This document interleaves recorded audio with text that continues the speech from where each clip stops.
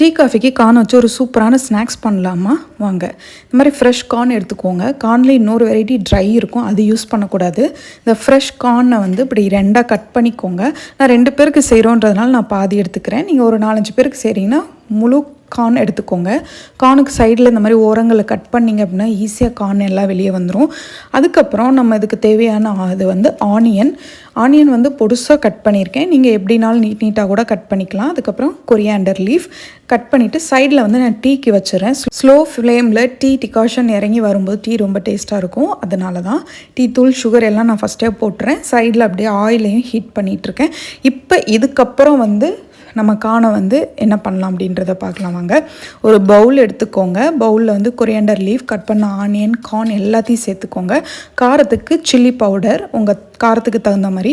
அதுக்கப்புறம் ஆச்சில் இருக்கிற பஜ்ஜி போண்டா மாவு. இதுலேயே சால்ட் இருக்குன்றதுனால நான் சால்ட் எதுவும் செப்பரேட்டாக ஆட் பண்ணல. ஃபஸ்ட்டு நீங்கள் கைட்டு இந்த மாதிரி பிசையும் போது ஆனியனில் இருக்கிற தண்ணி எல்லாம் விட்டு ஓரளவு வந்து ஈரப்பதமாக இருக்கும். அதுக்கப்புறம் நீங்கள் தண்ணி தெளித்து கொஞ்சம் இந்த மாதிரி கன்சிஸ்டன்சிக்கு வந்து நீங்கள் பிசைஞ்சு எடுத்துக்கோங்க மாவு.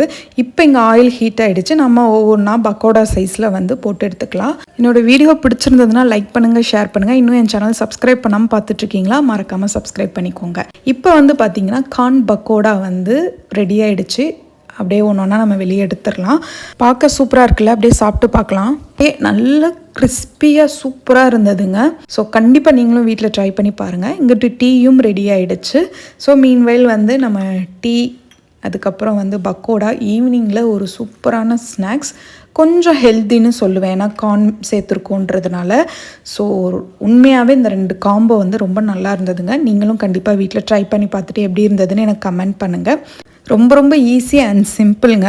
அவ்வளோதாங்க எனக்கு பொறுமையே. I can't wait. நான் போய் கார்ன் பக்கோடா சாப்பிட்டுட்டே டீ குடித்து என்ஜாய் பண்ண போகிறேன். ஸோ நெக்ஸ்ட் ஒரு இன்ட்ரெஸ்டிங்கான வீடியோட உங்களை வந்து பார்க்குறேன். பாய்.